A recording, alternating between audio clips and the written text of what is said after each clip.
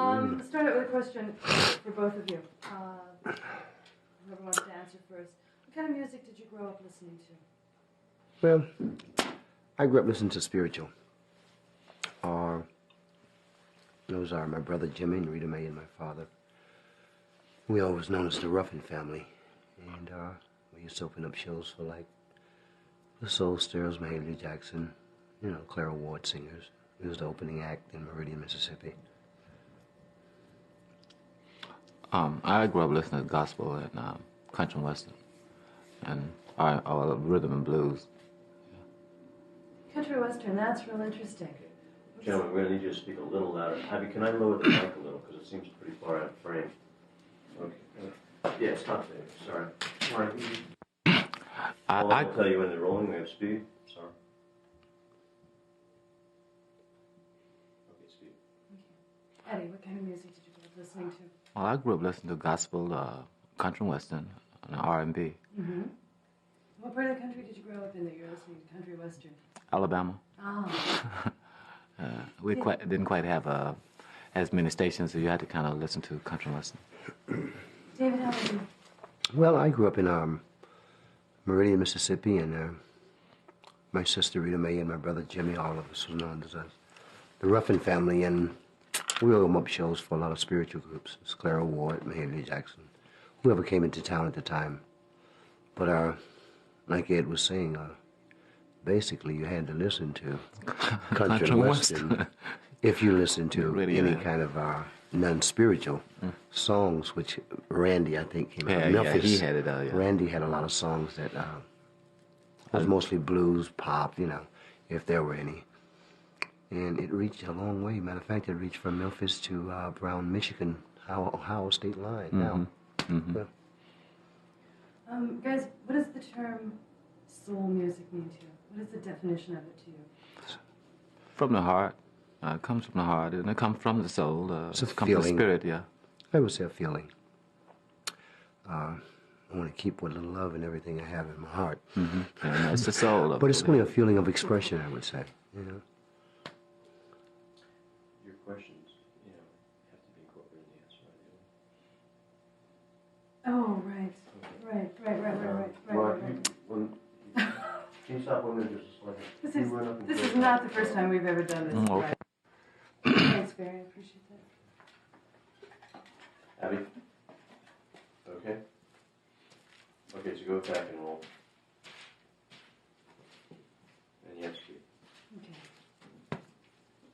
Okay. What is your definition of soul music? Well, soul music, I think, comes from the heart. It's from the spirit and the love of singing and being able to sing, I guess. You did a pretty good job. Okay. It's a feeling of expression, really. That's about it. You could say, well, I love you, baby. You could say, whoa, I love you, baby. It means It's different. it's just a different feeling of expressing it, I suppose.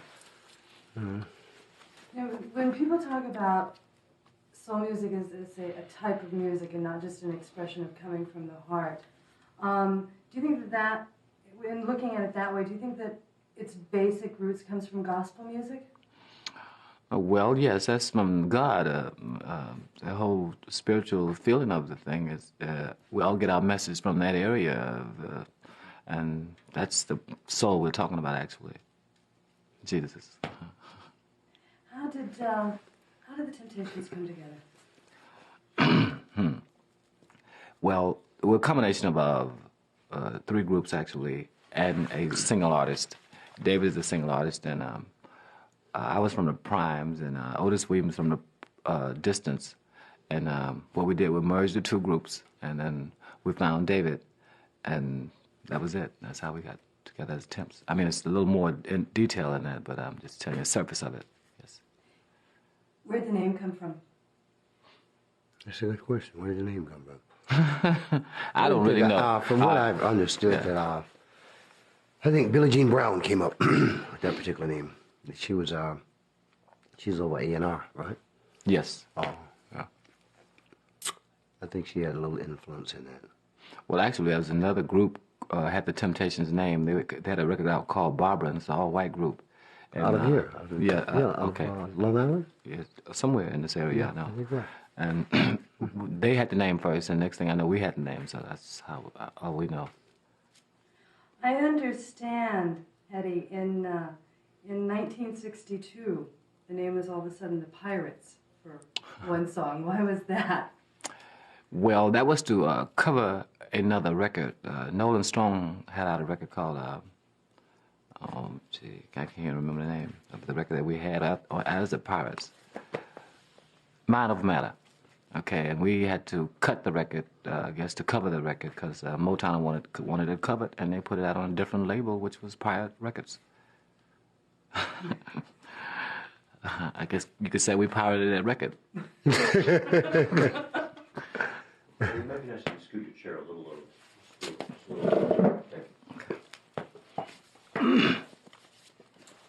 What, I understand earlier in your career with Motown and with Berry Gordy, you worked with Smokey Robinson. What was it like working with him, and how influential was Smokey in helping develop the sound that was so uniquely the Temptations? Well, I met Smokey, I was, 16. And I think anyone who produces you or writes your material has something to do with your sound. I would say he helped develop a multitude of sounds. Well, his sound actually, we developed it. He wrote his sound, and we sang it with our sound. That's what basically. With our style. Yes, that's what way I see it.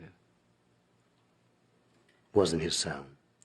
Yeah, it was part of the mixture of his and ours too. It was his style of writing. Yeah, right. And our sound. Our sound. Okay. Okay, it works. Yeah. Vice versa, Yeah, either way.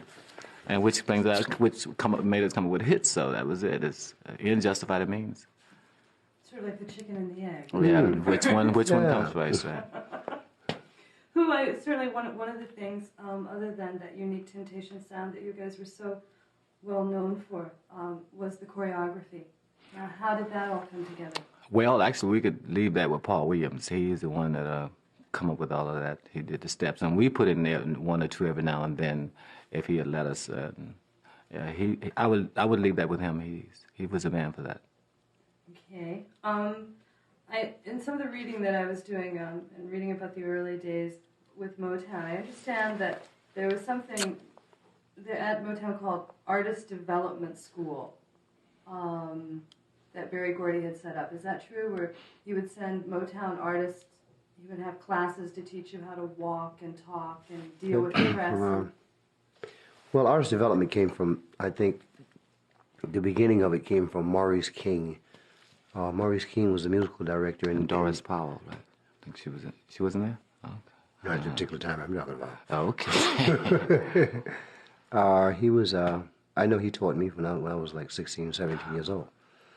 And he started teaching modern harmony, I would say. And then Miss Powell came in. Okay. And then Charlie Atkins came in, and they would have like, we would go in and rehearse from 10 in the morning to 12, and the Supremes from 12 to 2, and on, smoking them, in the evening. And I think it did the artists a heck of a lot of good, because really a lot of them really couldn't dance at all. Thank God for Charlie Atkins. But I think it helped all the artists very much so. Another show that we're going to do in this series later on is we're going to do a show on style and fashion. Mm-hmm. Who was responsible for coordinating the fashion look of the group? Well, I was responsible for that. Can you use that as a declarative? Yeah. Can you say I was responsible Okay. for coordinating? No, I was responsible for the closing. You should have let me say that. Yeah, okay, well, you can if you like. No, I think it would be better. Okay, fine. I can't. Did I say that like That's that? the way it's coming off. Oh, well, definitely sorry. That. Maybe I even raised up a little bit. Huh? Yeah, you did. Okay. Well, Okay. I'll just shoot it towards him, and then he can take it. Okay. Who was responsible for coordinating the style and fashion of the group? Well, Mr. Kendricks here, I would have to say he did a heck of a job with that. You can tell them better than I can. Yeah, details. Well, actually, Harvey Krantz and myself and Richard Burton in Houston, Texas. Hey, Jeannie. And Jeannie the Taylor of England. Yeah, we all got together and had the clothes. They made. I come up with the ideas, and they made the clothes. You have an intro to that, though. Okay, what's that? You don't have an intro to what it is you're talking about. The design of the clothes. I can use a voiceover. I think I'll be okay. What was the basic fashion look of the group? Well, we didn't have a basic fashion look. We would try basically anything because we could wear the clothes. And we all were tall and slim, and we all looked good, so you can basically put anything on. It was like being models. So we really didn't have. We wore a little bit of everything. I think it was colors. Yeah, it had a lot to do with the colors. That's because It was. I would say it basically. It was a style. Yeah, well, that's because of the colors. We had white boots, black patent leather boots, white patent leather boots. Pants was 14-inch, where they are right now today. About that much above the boot where Michael Jackson wearing his pants. And it just came back around. But there was a basic style before. And the colors were because we used to play like the big theaters, and people way in the back could not see if you had on dark colors. So we put the colors on so they were able to see, and the white shoes so they were able to see the movement from far back. Well, that's fascinating. I never thought of it that way. That's great. And now, who did you say? You came up with the basic idea, and you said somebody from England made the clothes for you. Well, Jeannie the Taylor, she's deceased now. She was a little tiny girl, and she was very good at sewing. And she put the clothes together for us, and she cut them just like we wanted them, everything. She was very good. And Richard Burton, no, not Richard Burton, Johnny Burton. Johnny Burton out of Houston. Out of Houston, Texas. And then Harvey Krantz, who in turn started making Elvis's clothes, I think. Oh, really? When you would go out on the road, how many trunks apiece would you have, basically? Well, we didn't take trunks as members of the group. The clothes were in maybe about 3 or 4 trunks or something like that. No, it wasn't. When we went out on the road, we had one suitcase. Well, this was later on. No. Okay, well. When we started. Oh, we didn't have anything. Everything went on top of the station wagon. Trump, what Trump? Yeah, okay, yeah, you're right about that. That's when that's when we first got started. Well, we didn't have no clothes that much then. We had 3. 3 uniforms. He was kicking women. What were the 3 uniforms you had when you first started? Do you remember? What were they like? Had a black, when we first started, we had a black, short, like, jacket. We wore that for a while. And we got tired of looking at it that way, and I think Ed took and put some white trim around it to brighten things up a little bit. And we had a green 2-piece suit that we started wearing white shoes with. And the brown, and the black and gold we had, yeah. And the black and gold. Yeah. And then we got a green, you got us some green suits with the iridescent brown in it. You don't remember those first? No. Green suits. The light hit them, they turned brownish and green. Oh, okay. Yeah. I'm the elephant. Yeah, you're right. And now you know I forget it like that, okay. Well, you was designing all the time. You know, I was wearing them. I didn't like a lot of that stuff you had us wearing. You're just hearing this for the first time, Eddie. Now it comes out. No, okay. it just well, at least comes, you would. Oh, no, but yeah, it's just, you know, it's come to, you have favorite things before you go on stage, you know, and sometimes there'll be nights Paul would say, you know, are we wearing the blue tux? I said, no, I don't think we're wearing the blue tux. I think we're wearing the white tonight. I said, yeah, I remember that, though. Everybody had their favorites, yeah. I think, you know. When the things within the group, were things always a group decision? Was there a leader? Oh, well, we all had made decisions we talked about it and then we carried it out on some things. And I think we lost it when it came down to the business. Well, sometimes that's always the way it is. But Yeah. creatively. Yeah, we were together. Yeah.